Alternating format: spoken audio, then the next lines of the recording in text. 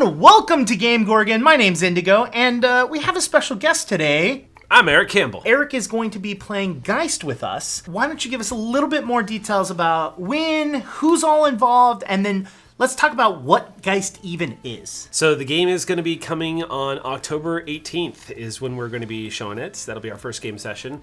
And I'm really lucky to have grabbed up some really great players for this, some folks that I've played with before that I've been wanting to play a lot more with. Of course, as always, Sam DeLev, my eternal partner. I have Xander. We've had Xander. We've had Xander on. Xander's been amazing. We, of course, have Sam on with Uncommon Trust constantly. Right. And Xander's, it's not a coincidence that you see Xander on a lot of streams. The guy's great. Markia, who is a good friend of ours and helped us out on Callisto 6, which is great, playing Hakeem Sophia on that show. And then my friend Ravity, who you might have seen a lot on Saving Throw. She does a lot of great live streams over there. So that'll be our 4-person group for this game. Nice. Yeah. Okay, so what is Geist even? And my immediate thoughts are, Beetlejuice, because, I grew up that time period. Oh, man. So I just got my mind spinning about a Beetlejuice RPG, what that would look like. So Geist is the second incarnation off of, this is sort of part of that whole lineup. Back in the days when White Wolf had brought the old World of Darkness to a close, they relaunched a new series that was originally called the New World of Darkness. It has since changed to the Chronicles of Darkness. This was a line that consisted of Vampire the Requiem and Werewolf the Forsaken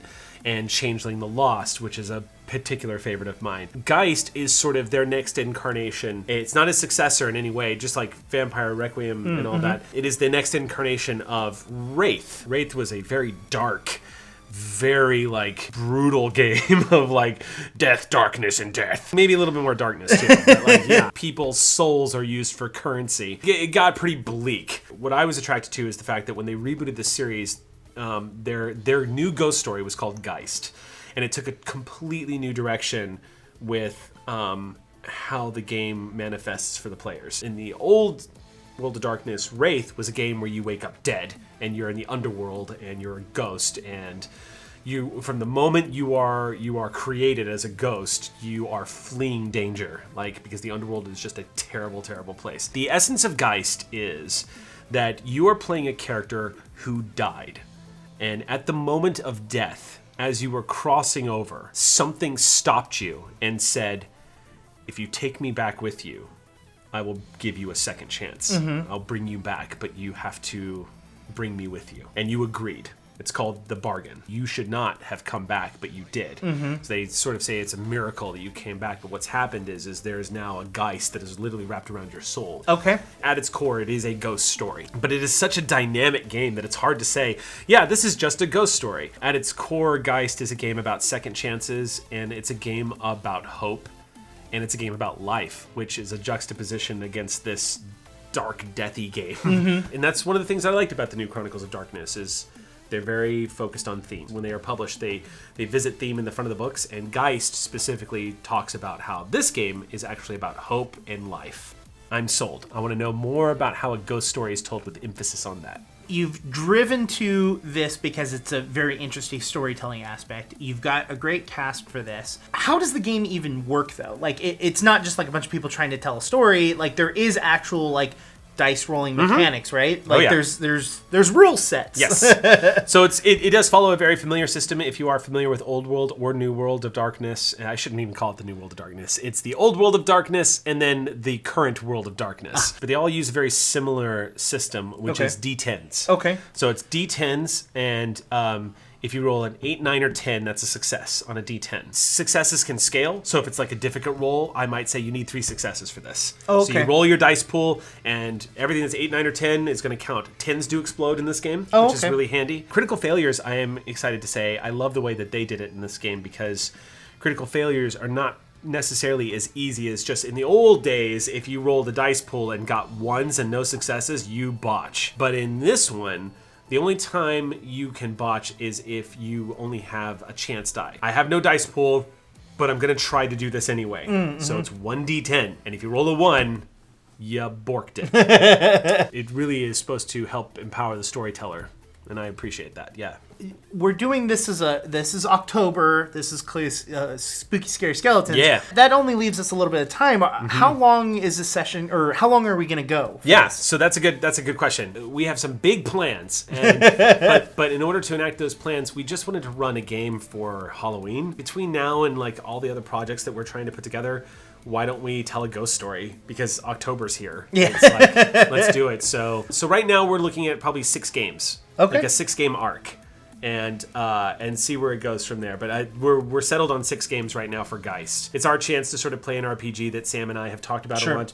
Sam and I have been talking about Geist and Changeling the Lost For a while. For a very while. Yeah, Geist the Sin Eaters and Changeling the Lost, specifically the second editions of these books, have really grabbed our attention. I think you would agree that like tabletop role playing can be transformative. Yes. And the experience can actually help you as a person grow, not just through relationships with the players at the table, but like creating a safe space to explore themes that you've been putting off or are anxious about. And if you're willing to challenge yourself, for me, I've come to realize that I have this sort of like phobia of death. And it is really like I'm really interested in running this kind of style storytelling. So yeah, this is going to be a story about death. These characters have all passed away in one way or another. Maybe people who might be sensitive to certain topics along death. Yeah. Is there anything that they should be aware of or avoid? What's going on in that aspect? Yeah, I mean, there's so many different ways you can tell a ghost story, right? Yeah. I mean, you can do It's the Great Pumpkin, Charlie Brown, or you could do Mama or Sixth Sense. Like, it's very difficult to visit the theme of death without it being a sensitive topic because it is it is essentially a major part of our existence as human beings. It can be tricky dealing with that at the gaming table, but in truth, the gaming atmosphere is an excellent place to explore and be safe and make friends with this difficult subject. And White Wolf and Onyx Path are both really good. And I should also add, Monty Cook Games has put out something about this recently too. Called Consent in Gaming, I believe is the name of the title. But these are game companies that are really good at talking about building a circle of trust with your gaming group about themes that could be difficult or tricky to approach, that are very gritty or could take people to an uncomfortable place. I love that because it's liberating your game. You're not going to have to worry as much about crossing a line with your players when you communicate like that. Oh, yeah. And it means you can really stretch out. Wait. Communication helps things? That's what I've been told. I don't know.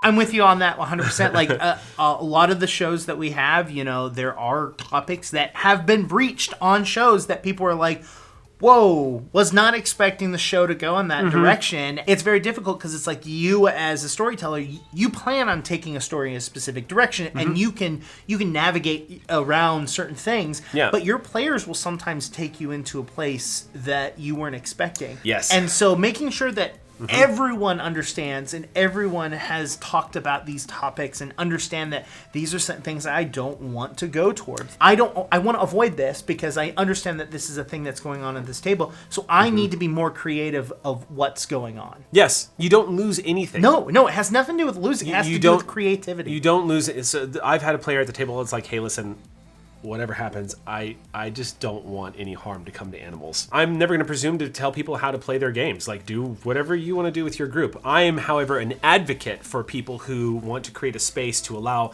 everybody to come to the gaming table and play. These talks about consent in gaming and like subject matter and stuff like that, they are an excellent vehicle for empowering players to have that conversation so you don't miss out on the opportunity of having a great player at your table. Oh, yeah. Can I cuss? Oh, yeah. Great players at the table. Krug's going to bleep it, but yes. Excellent. Consent in gaming is a tool to liberate your table into telling a story that is mind-blowingly good for everyone. So, we're not plotting to go into, like, the darkness of it all. There will be dark aspects to it, but that's going to be leaning more into the horror side. But the intimate side of death is going to deal with, like, the fact that I was alive once and I've got a second chance. So now I've got a little bit more of an idea of how meaningful this relationship is. Man, I've seen this picture on my refrigerator 1,000 times and I never realized how much I've missed this friend. Little things like that that we kind of get swept away from when Sure. life keeps pushing us forward. But now we've had this moment of change in our lives, all while a Geist is following you around. So one of the interesting things about Geist is how the players experience their new life. You cannot turn off your second sight. So you are now constantly seeing ghosts, and they know you can see them. And they know they are, as ghosts who know that they are being seen, they want to talk to you.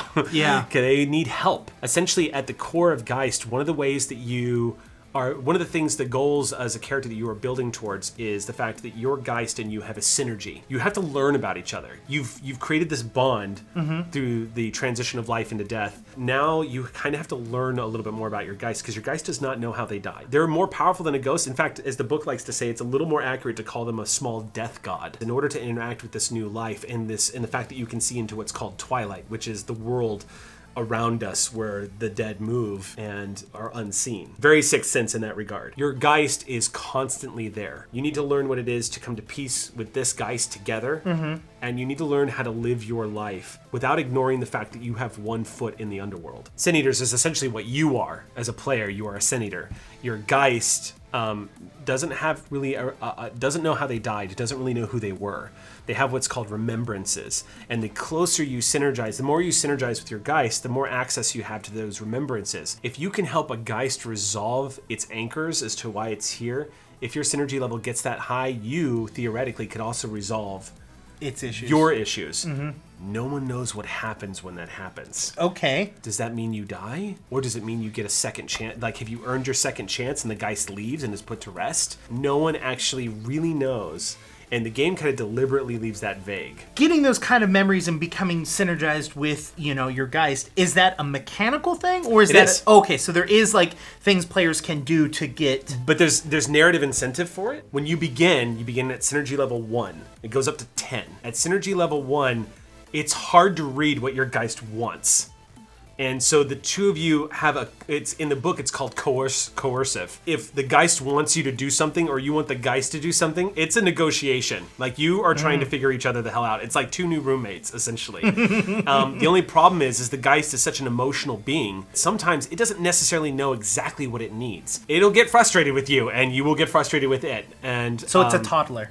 as you grow more and more, so too does your power level. The more powerful you become in this game, the more you can transcend what is normally humanly possible. Because you're starting to pull upon the memories and feelings and experiences. And it's pretty wild. If you die in Geist, you are reborn the next day in a call. In this slick, disgusting sort of membrane of plasm. And you so if you were killed and dismembered, you wake up the next day in this thing in a safe place, and your limbs turn to ash, and you are reborn so you're very it's scary, but you are very difficult to kill because that small death god is very invested in making sure you survive. Yeah. But what's really creepy about that is that you cannot come back again and upset the balance of the universe. So if you die and come back, the balance needs to be maintained, so someone else has to die. And what's even worse, someone else has to pay the price. Not only does somebody else pay the price, but in your sleep before you come back to life, you experience that person's final moments. Ugh. Yeah. This is a good example of a mechanic you as a storyteller could throw out and still have a great game. I think it's a really juicy but difficult creative choice. Yeah. And totally the perfect example of saying, oh man, that's so cool. Anyway, so do you guys want to just get rid of that? White Wolf and Story and in Onyx Path both being, pioneers in this kind of storytelling space, they will be the first ones to tell you, yeah, do that. How dark can we expect this game to be? We probably won't go there. That's not to say that we couldn't do it. If the players felt like we were comfortable with it, then we'll do it, and then that's when we would tell the audience, sometimes we want to go and see that story. Yeah. And experience that. So it's again a conversation. The idea behind Sin Eater, it's not this edgelordy thing that you might think it is. A Sin Eater, or the Bound, is another name for it, because you are bound to a Geist. Your job to build synergy with your Geist, one of the principal things that you do that and how you do that is by helping ghosts pass on. The other thing that's important to point out is that Geist the second edition, Geist the Sin Eaters is the full name of the game, second edition, has not actually been released yet. It just finished its Kickstarter, so it is on BackerKit now to get the PDF for that, but it has not published yet. Okay. So it's a spanking new re-release. Yeah. So if you are watching this and you watch Geist and it's something that you are interested in, it's something that you can actually, be a part of and help support because it's right around the corner. Yeah. Join us on October 18th. Watch this show. Check it out. See if it's something that is grabs your attention. And if you want more information, you want us to go into mechanics, you want us to go into more information like that, let us know in the comments. And while you're down there, make sure to hit the like button because that helps us tremendously. If you haven't subscribed yet, subscribe. Don't hit the bell icon because let's be honest, you don't want it. If you want to talk to me, the best way for you to talk to me is on Twitter, which is @IndigoQT. What's the best way people can reach out? Twitter is the best way. It's at 16-bit Eric, 16 and then bit Eric. Yeah. Awesome. And if you want to talk to myself or Krug on a bunch of different platforms, all of that information is right here, right below us. One of them is Patreon, which you can help us out on, and you can help create more cool shit like this. And until next time, thanks everyone.